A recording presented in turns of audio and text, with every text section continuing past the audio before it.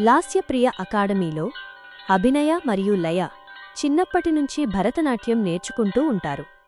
లయ కన్నా అభినయ నాట్యమంటేనే అందరికీ ఇష్టం. ఎందుకంటే అభినయ తన కాళ్లతోనే కాకుండా తన కళ్లతో అందరినీ కట్టిపడేస్తుంది. తను చూపించే భావాలకి వాళ్ల ఊరివారందరూ అభినయ నాట్యం చూడటానికి తరలివచ్చేవారు. ఇద్దరికీ ఎన్నో బహుమతులు కూడా వచ్చాయి. ఇద్దరు ఒక తల్లికి పుట్టిన పిల్లలు కాకపోయినా చూడటానికి ఒకేలా ఉంటారు. చిన్నప్పటినుంచి మంచి స్నేహితులు. ఒకరోజు మహారాష్ట్రలో ఒక పెద్ద క్లాసికల్ కాంటెస్ట్, శాస్త్రీయ నృత్య పోటీ జరుగుతుంది. దాంట్లో పార్టిసిపేట్ చేయడానికి అభినయకి లేఖ వచ్చింది. మహారాష్ట్రలో జరగబోయే కాంటెస్ట్లో పాల్గొనాలి అంటే ఆ లేఖ వచ్చిన వాళ్లు మాత్రమే అందులో పాల్గొనాలి. మిగతా వాళ్లకి ఇంకా అవకాశం ఉండదు. లయ ఆ లేఖ చూసి చాలా సంతోషపడింది.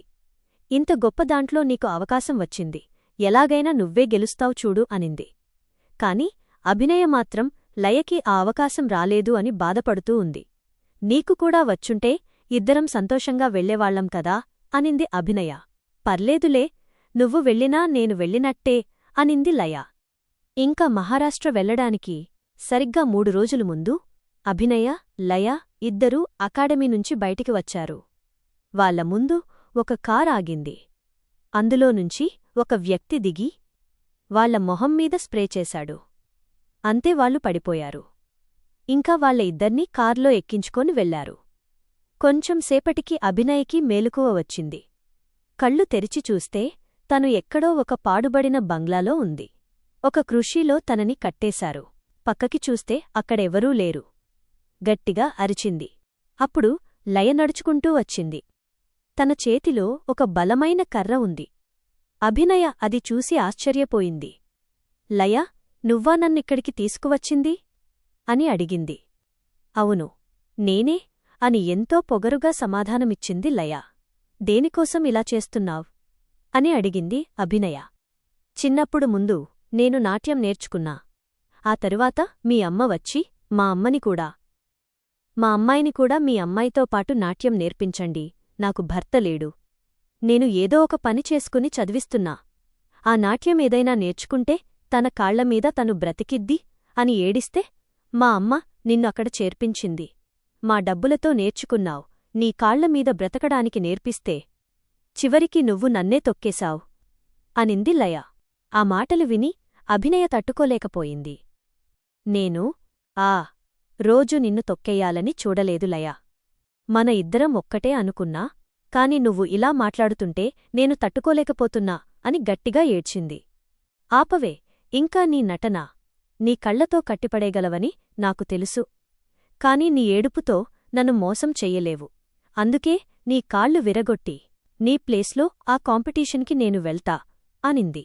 వద్దు లయ, దయచేసి అలా చేయకు.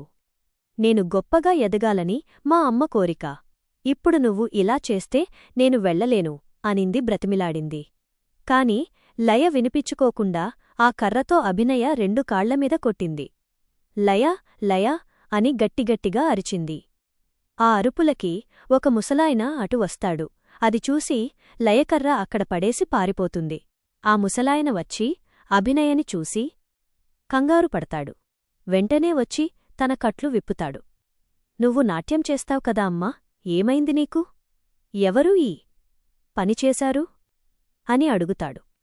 ఒకరు ఎదుగుదామంటే చెయ్యి అందించేవారు కన్నా ఆ చెయ్యి లాగేసేవారే ఎక్కువ ఉన్నారు తాతగారు ఈ సమాజంలో అనింది అభినయ. అది నిజమే తల్లి, కాని మనం ముందుగానే గమనించాలి, గ్రుడ్డిగా నమ్మకూడదు. మనం పట్టుకున్న చెయ్యి మనకి మంచి చేసేదా లేక చెడు చేసేదా అని అంటాడు ఆ ముసలాయన.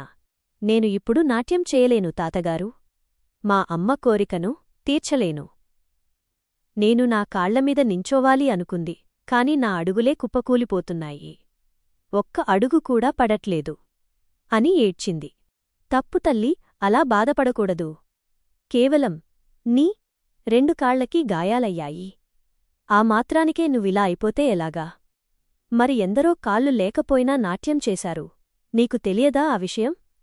మనలో ఆత్మవిశ్వాసముంటే ఏదైనా చెయ్యగలగాలి. అంతేకాని చెయ్యలేను, నా వల్ల కాదు అని వదిలేస్తే ఎలా? ఇన్ని ఏళ్లు కష్టపడి కట్టుకున్నదంతా ఒక్కరోజులో పోకూడదు. ఒకవేళ పోయినా అది మనం కట్టుకుని వచ్చిందే కాబట్టి వెంటనే మళ్ళీ కట్టాలి. అది చూసి అవతలివాడిలో ఓపిక నశించాలి తప్ప మనం ఓడిపోకూడదు అంటాడు. ఆ మాటలు విని అభినయ లేచింది. తన 2 కాళ్లకి రక్తం కారుతూ ఉంది. అయినా కూడా అడుగు వెయ్యడానికి ప్రయత్నించి ముందుకి నడిచింది. అటువైపు ఒక ఆటో వస్తే అది ఆపి ఆ ముసలాయన అభినయని ఆటో ఎక్కిచ్చి హాస్పిటల్కి తీసుకెళ్తాడు. తన 2 కాళ్లకి కట్టుకడతారు. దెబ్బ బలంగా తగిలింది. ఒక 10 రోజులు రెస్టు తీసుకోవాలి అంటారు డాక్టర్. కాని అభినయ ఆ మాటలు పట్టించుకోలేదు. ఆ రోజు ఉదయమే తను బ్యాగంతా సర్దుకొని అకాడమీకి వెళ్ళింది. అటునుంచి వాళ్ళమ్మ దగ్గరికి వెళ్దామనుకుంది. కాని మధ్యలో ఇలా జరగడంతో వెళ్లడం కుదర్లేదు. ఆ బ్యాగ్ తన పక్కనే ఉండటంతో అది చూసి ఆనందపడింది. ఇంకా ఆ రాత్రి అక్కడ్నుంచి మహారాష్ట్రకి వెళ్ళింది. తన బ్యాగ్లో ఉన్న బట్టలు తీసివేసుకుంది. కాళ్లకి గజ్జెలు కట్టింది. స్టేజ్ మీదికి వెళ్ళింది. తను నాట్యం మొదలుపెట్టింది. తన కాళ్లనుంచి రక్తం కారుతూనే ఉంది. కాని అక్కడ చూస్తున్న జనం మాత్రం అభినయ కళ్ళు మాత్రమే చూస్తున్నారు. ఎందుకంటే తన కళ్ళంతా తన కళ్లల్లోనే ఉంది కాట్టి. ఇంకా నాట్యం ముగిసింది. అభినయ గెలిచింది. ఆ తరువాత తిరిగి ప్రయాణమయ్యింది. వాళ్ళ అమ్మకి ఆ బహుమతిచ్చింది. అది చూసి ఎంతగానో సంతోషపడింది. కాని వాళ్ళ అమ్మ చెప్పిన ఒక మాట విని అభినయ నవ్వుకుంది. అదేంటంటే లయకి యాక్సిడెంట్ అయింది.